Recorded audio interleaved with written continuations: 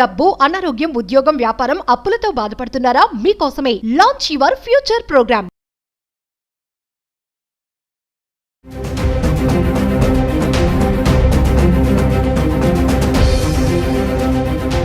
నమస్తే, welcome back to Suman TV. Present మనతో పాటు ఉన్నారు అనలిస్ట్ మందర్ కృష్ణారెడ్డి గారు. నమస్తే సార్. నమస్తే అమ్మా.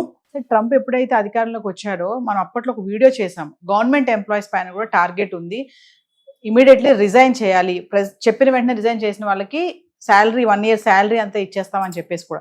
ఇప్పుడు మళ్ళీ చూసుకుంటే పెద్ద సంక్షోభం అనుకోవాలి. 1,00,000 మంది ప్రభుత్వ ఉద్యోగులు రిజైన్ చేయాలని చెప్పేసి నోటీస్ అయితే రావడం జరిగింది. ఇమీడియట్గా చేస్తే మీకు శాలరీ ఇచ్చేస్తాం, ఒకళ్ళు చేయకపోతే బలవంతంగా మిమ్మల్ని పంపించేయాల్సినటువంటి పరిస్థితి అని చెప్పేసి అంటున్నారు. అంటే ఇప్పుడు ట్రంప్ డెసిషన్స్ చూసుకుంటా ఉంటే ఇప్పుడు మళ్ళీ గవర్నమెంట్ ఎంప్లాయీస్ పైన పడింది అనుకోవాలా? మరి 1,00,000 మంది గవర్నమెంట్ ఎంప్లాయీస్ రిజైన్ చేయడం కూడా చూస్తున్నాం మనం. ఇవన్నీ ఎందుకు అంటే ట్రంప్ ఒక నిర్ణయానికి వచ్చాడు, ప్రభుత్వం మీద భారం తగ్గించాలి. ప్రభుత్వ ఉద్యోగులు విపరీతంగా ఉన్నారు.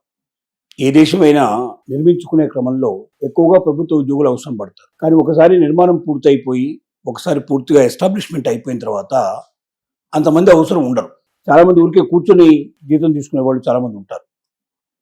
అలాంటి వాళ్ళని తొలగించడానికి అంత సులభంగా ప్రభుత్వాలు నిర్ణయాలు తీసుకోలేవు. ఎందుకంటే దాని ఇంప్లికేషన్స్ ఎట్లా ఉంటాయో చెప్పడం చాలా కష్టం. ఒక్కోసారి ప్రజలకు సకాలంలో సౌకర్యాలు అందకపోతే, సేవలు అందకపోతే ప్రజలు తిరగబడే ప్రయత్నాలు జరుగుతాయి. ఉన్నటువంటి స్టాఫ్ని వేగంగా పనిచేయించడం, గతంలో ఎక్కువ మంది చేసే పనిని ఇప్పుడు తక్కువ మంది చేయడం, దానికి వాళ్ళని సన్నాహం చేయడం, దానికి తగినటువంటి ట్రైనింగ్, దానికి తగినటువంటి వసతి సౌకర్యాలు కల్పించడం, ఇవన్నీ క్విక్గా తీసుకోవాలి. ఏమాత్రం లేట్ చేసినా ఫలితం ఏమవుతుందంటే, గవర్నమెంట్ ఉద్యోగులు అంటే ఎవరు? ప్రజలకు సేవ చేయడం కోసం పెట్టినవాడు. ప్రజలకు సేవలు సకాలంలో అందకపోతే ప్రజలు తిరుగుబాటు వస్తాయి. తద్వారా రీకాల్ సిస్టమ్ లోపల ప్రెసిడెంట్ని దింపగలిగే అవకాశాలు ఉంటాయి. అయినప్పటికీ ట్రంప్ మొండివాడు కాబట్టి మొండి నిర్ణయం తీసుకున్నాడు. గత వారంలోనే లాస్ట్ డేట్ ప్రకటించాడు. ఆ డేట్ వరకు ఎవరైతే రాజీనామాలు చేయరు స్వచ్ఛందంగా, తర్వాత వాళ్ళని పూర్తిగా తొలగించడం జరుగుతుంది బలవంతంగా. వాళ్ళకి ఏ రకమైన బెనిఫిట్స్ రావు. ఆయన ఇచ్చిన డేట్ లోపల ఎవరైతే రాజీనామా చేస్తారో స్వచ్ఛందంగా వాళ్ళకి రిటైర్మెంట్ బెనిఫిట్స్ అన్ని ఇస్తూ 8 నెలల పాటు వాళ్ళని లీవ్ లో ఉన్నట్టుగా పరిగణించి ఆ 8 నెలల శాలరీ కూడా ఇస్తారు. ఇది చాలా పెద్ద బెనిఫిట్ కింద లెక్క. 8 నెలలు శాలరీ వస్తుంది కాబట్టి ఆ 8 నెలల్లో వాళ్ళు ఏం చేయాలో నిర్ణయించుకుంటారు. రిటైర్మెంట్ బెనిఫిట్స్ వస్తాయి కాబట్టి పెద్ద మొత్తంలో వచ్చే డబ్బుతోటి వాళ్ళు ఏదైనా వ్యాపారాలు కానీ, లేకపోతే దాన్ని బ్యాంకుల్లో దాచుకొని డబ్బు రావడం కానీ, ఏదైనా షేర్ మార్కెట్లో పెట్టుకోవడం కానీ, మరొక రకంగా ఆదాయం వచ్చేట్టుగా వాళ్ళు ప్రయత్నాలు చేసుకుంటారు. వాళ్ళు వేరే ప్రైవేట్ జాబ్లో చేరేటువంటి ప్రయత్నాలు కూడా చేయొచ్చు. అంటే ఇప్పుడు అక్కడ ఉన్నటువంటి వలసదారులందరినీ బయటకు పంపిస్తున్నాడు కాబట్టి, అక్కడ ఉద్యోగాలు చాలా ఎక్కువగా దొరికే అవకాశాలు ఉన్నాయి కాబట్టి, ఆల్రెడీ ప్రభుత్వ రంగంలో ఎంతో కొంత అనుభవాన్ని సంపాదించారు కాబట్టి, ఏమాత్రం కూడా అనుభవం లేనటువంటి ఉద్యోగుల కన్నా అనుభవం ఉన్నటువంటి ఉద్యోగులు, ఏదో ఒక ఉద్యోగంలో అనుభవం ఉన్నా ఇంకొక ఉద్యోగంలో కొద్ది గొప్ప బేసిక్స్ అయితే ఉంటాయి. దాంట్లో 100% ఆ జాబ్కు ఫిట్ అవుతారా లేదా చెప్పడం కష్టం. కానీ బేసిక్గా కస్టమర్తో ఎలా రిలేషన్ పెంచుకోవాలి, ప్రజలకు ఎట్లా సర్వీస్ ఇవ్వాలి, ఏం చేయాలి, ఇలాంటివన్నీ కొన్ని బేసిక్గా, అలాగే పెద్దవాళ్ళ దగ్గర ఎట్లా, ఆఫీసర్ దగ్గర ఎట్లా ఉండాలి, నడుచుకోవాలి, కొన్నిటి ఎలా ఉపయోగించాలి, ఇవన్నీ కూడా క్విక్గా రియాక్షన్ ఎట్లా, ఇలాంటివన్నీ చాలా కొన్ని బేసిక్ విషయాలన్నీ తెలుస్తాయి. సో అలా ఉండేటట్టుగా చేద్దామనే ఉద్దేశంతో గవర్నమెంట్ ఎంప్లాయీస్ని వీలైతే వదిలించుకుంటే ప్రభుత్వ ఖర్చు తగ్గిపోతుంది. ప్రభుత్వ ఖర్చు తగ్గినప్పుడు ఏమవుతుందంటే ఆదాయ వనరులు పెరుగుతాయి. వచ్చే ఆదాయం అంతా కూడా ప్రభుత్వం ఉద్యోగులకే డబ్బులు ఖర్చు అయినట్టయితే కష్టం అనే ఉద్దేశంతో ప్రయత్నం చేశారు. దీనివల్ల సుమారుగా బిలియన్స్ రూపీస్, చాలా బిలియన్స్ నష్టపోవాల్సిన పరిస్థితి ఏర్పడుతుంది. ఇంత నష్టపోయినా కూడా వాళ్ళని జీవితాంతం మోయాలంటే అయ్యేటువంటి దాంట్లో అది చిన్న తక్కువ.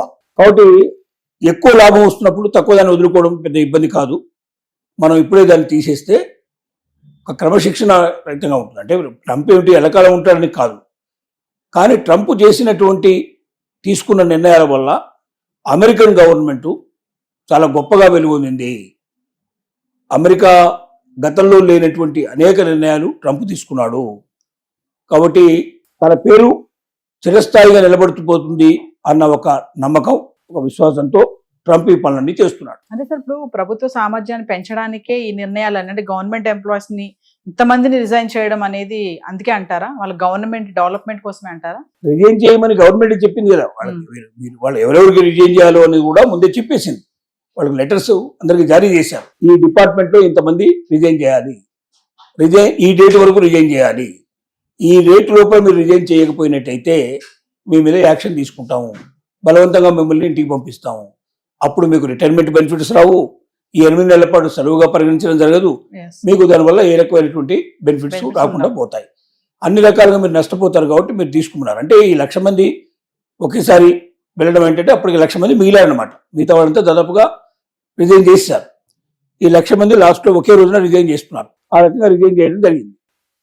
ఈ రిజైన్ చేయడం అనేది ప్రభుత్వం చేసుకున్న నిర్ణయం కాబట్టి వీళ్ళందరూ రిజైన్ చేసినా కూడా ఉన్నటువంటి స్టాఫ్ తోటి ప్రభుత్వాన్ని ఎలా నడపాలనేది ఆల్రెడీ ఒక ప్లాను వేసుకొని ఉంటారు. ఏ డిపార్ట్మెంట్ లో ఉన్నట్టు వాడు ఎక్కువ ఉన్నవాడు ఇంకో తక్కువ లాంటివి పంపించడం. షఫుల్ చేయడం. కాకపోతే డిజాస్టర్ మేనేజ్మెంట్ లో ఏం జరిగిందంటే కాలిఫోర్నియాలో పెద్ద వరదలు వచ్చాయి, బ్రహ్మాండమైన వరదలు వచ్చేసి ప్రజలు చాలా కళ్ళకల్లో పరిస్థితి ఏర్పడింది. అక్కడ ఆల్రెడీ రిజైన్ చేసిన వాడు చాలా మంది ప్రభుత్వ ఉద్యోగులు ఉండటం వల్ల సకాలంలో ఎవరు కూడా ఆదుకోవడానికి వెళ్ళలేదు. ప్రజలు చాలా ఇబ్బంది పడ్డారు, చాలా కష్టపడ్డారు. అదే పరిస్థితి దేశం లోపల ఇప్పుడు ఎప్పుడు వరదలు వస్తాయో, ఎప్పుడు వర్షాలు వస్తాయో, ఎప్పుడు డిజాస్టర్ మేనేజ్మెంట్ అవసరం ఉంటుందో చెప్పగలిగే పరిస్థితి వాళ్ళు లేదు. ఎందుకంటే కాలాలన్నీ మారిపోయినాయి. సడన్ గా రావచ్చు, బ్రహ్మాండమైన వర్షాలు పడవచ్చు, వరదలు రావచ్చు, ఇంకా లేదా అడవులు కాలిపోవచ్చు, ఇంకా రకరకాల ఏదైనా జరగడానికి అవకాశాలు ఉన్నాయి. ఇలాంటి పరిస్థితుల్లో ఏదైనా సడన్ గా జరిగితే తట్టుకుంటుందా అమెరికా అనేది చాలా మందికి ఉన్న అనుమానం. ఎందుకంటే ముఖ్యమైనటువంటి డిజాస్టర్ మేనేజ్మెంట్ లోనే ఎక్కువ మందిని తీసేస్తున్నారు. Yes. అంటే డిజాస్టర్ మేనేజ్మెంట్ ఎప్పుడో ఒకసారి పనిచేస్తుంది, రెగ్యులర్గా వాళ్ళకి వర్క్ ఉండదు. ఏదైనా ఆపద సంభవించినప్పుడే కదా వాళ్ళతో వచ్చే వర్క్. మిగతా సందర్భంలో వాళ్ళంతా కూర్చొని తింటున్నారు, కూర్చొని అనుభవిస్తున్నారు. వాళ్ళకి కోట్ల రూపాయలు ఖర్చు పెట్టాల్సి వస్తుంది. కాబట్టి వాళ్ళని వీలైనంత తగ్గించుకొని ఉన్న వాళ్ళలోనే ఎఫిషియన్సీ ఇస్తే బాగుంటుందని, లేదా లోకల్గా ఉండే పీపుల్లోంచి కొంతమందిని వాలంటరీగా ఆ టైంకు తీసుకుంటే బాగుంటుందని ఇలాంటి రకరకాల ఆలోచనలు చేశారు. కానీ ఈ ఆలోచనలన్నీ ఇంకా ఆలోచన రూపంలోనే ఉన్నాయి, అవి అమల్లోకి రాకపోవడం వల్ల కాలిఫోర్నియాలో ప్రాబ్లం ఏంటో చూశారు. అదే పరిస్థితి మిగతా చోట్ల కూడా జరగదా అని చాలా మందికి ఉన్న అనుమానాలు. ఏది ఏమైనప్పటికీ వేచి చూడాల్సిందే తప్ప ఇమీడియట్ గా దాని ఇంపాక్ట్ ఎట్లా ఉంటుందో మనం చెప్పడం చాలా కష్టం.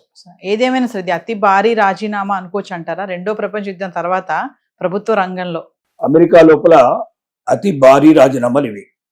2వ ప్రపంచ యుద్ధం లోపల తప్పని పరిస్థితుల్లో అప్పుడు కొన్ని రిజైన్ చేయించారు. ఆ తర్వాత ఇప్పటి వరకు అలాంటివి లేవు. ఆల్మోస్ట్ ఆల్ కొత్త అమెరికా రూపుదిద్దుకున్న ఒక ప్రపంచంలోనే నెంబర్ 1 ప్లేస్కి అమెరికా వచ్చిన తర్వాత ఇంతమంది ఒకేసారి గవర్నమెంట్ ఉద్యోగస్తులు రాజీనామా చేయడం అనేది ఇదే మొట్టమొదటిసారి జరుగుతుంది. ఇది ఇంపాక్ట్ ఎలా ఉంటుందో చెప్పలేం. ఇది సక్సెస్ అయితే ట్రంప్కు మంచి పేరు ప్రఖ్యాతులు రావచ్చు.